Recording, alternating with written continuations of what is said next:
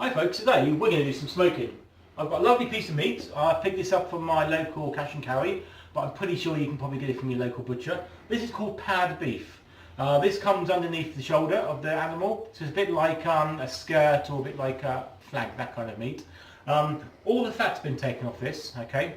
So what I've done, I've put this into a wet marinade. So this has been in Guinness and black pepper.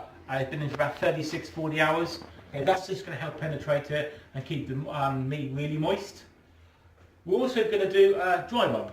This will go on near the end of cooking. Okay, so we're going to do that in a second.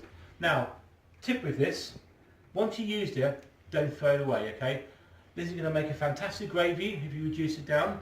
But also, because this meat's going to go dry, or it can go dry, we're going to base some of this when we put it on the coals later. That'll just help to keep it really moist. Okay, so that's this. Okay, and that's pad beef. That's a really good meat, £5.50 a kilo. Okay, so it's an inexpensive joint of meat to cut. Right, we're going to put this on there. Also, we're going to be smoking this over chestnut wood. Okay, chestnut wood is fantastic for meats. It just gives a real subtle flavour, but it's not overpowering the meat. So we're going to be using some of this later. Right, here, this is just an old tub I've got from a snack from a supermarket at Christmas time. Keep these are really good to make your rubs in. You can store them really well, they'll last for months, okay, so don't throw these away.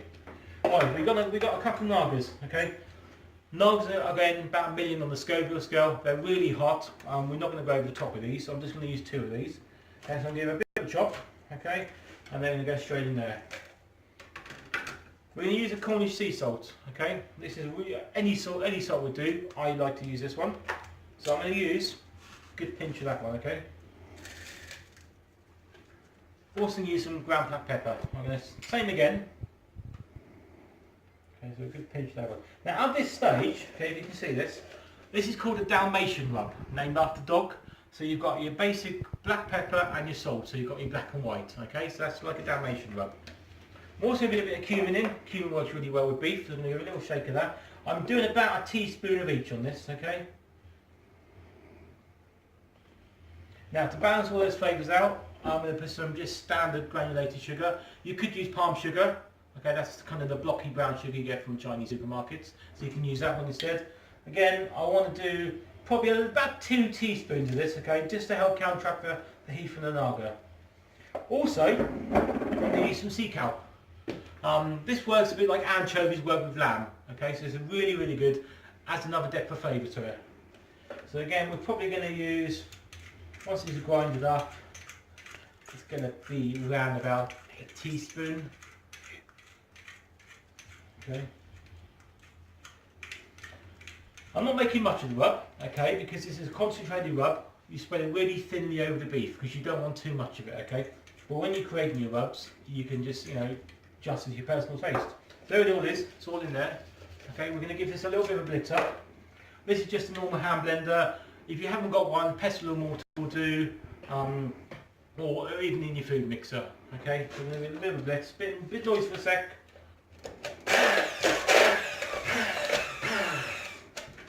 Okay.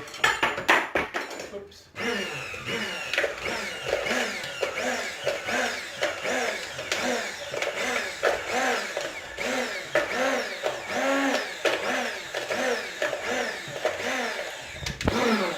Right, brilliant, that's done.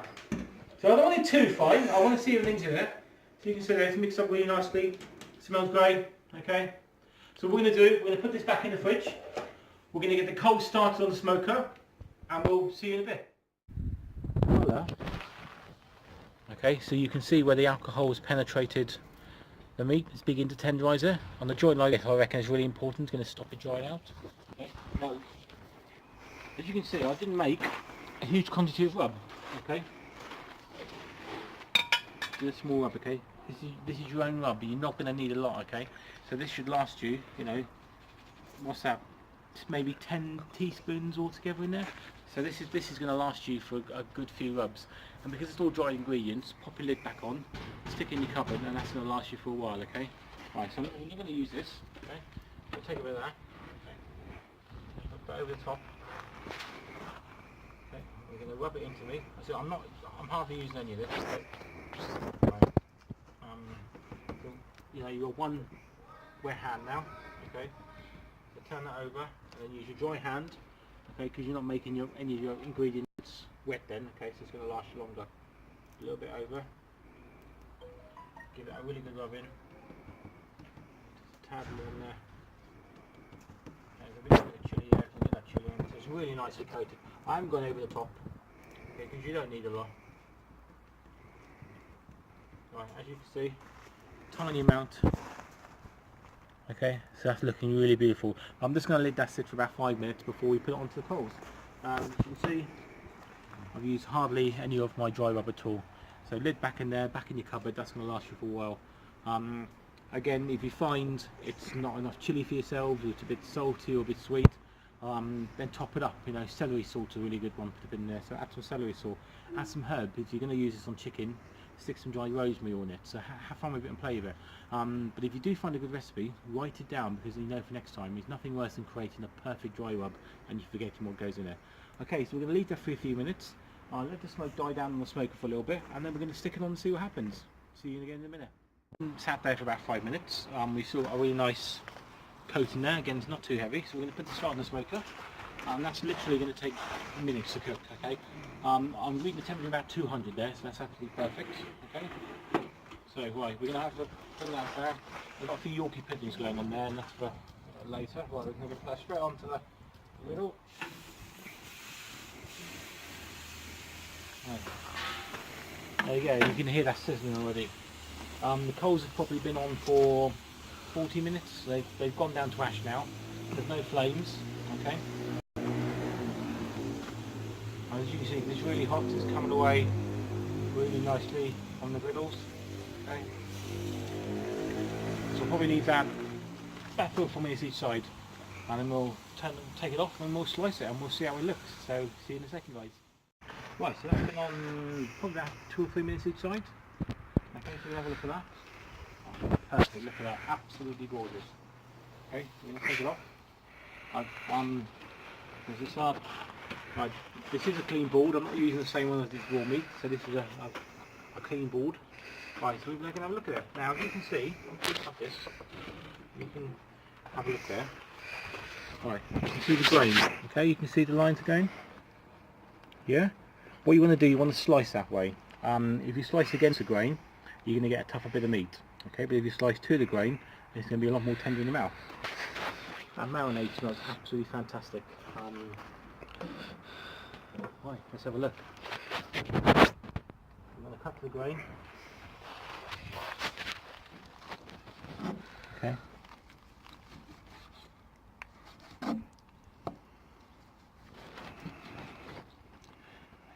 We're just going past the edges now, so you can see. Look how low. There you go. Look how moist that still is in the middle. Okay, that's the trouble with one of these steaks. They do dry out a lot, so you know you've got to watch your cooking time to be careful. But that is beautiful. So all we've done today is use a sorry, this is really good, guys. All we've done today is made a real simple Naga rub. Okay, basic stuff you've probably got in your house already. We've used a cheap bit of meat.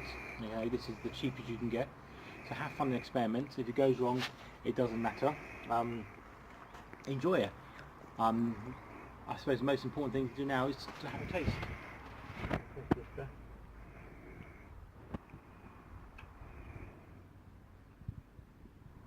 The Guinness is amazing. We've got the Naga. Sorry guys, I'm just going to have another bit. You know, I don't want to make you lot too jealous, but look at that. It's absolutely gorgeous. Tender, it's moist. The alcohol's really gone through to the steak and made it really nice, you know, malty meat. The chilli comes through. You've got a little bit of cumin in the background there. Wow, it's absolutely gorgeous. So if you like what you see, follow me on the links which are flashing on the screen now. Ask me any questions. I'll do see what I can to answer them. If I can't, I'll pass them on to somebody I know can answer them for you.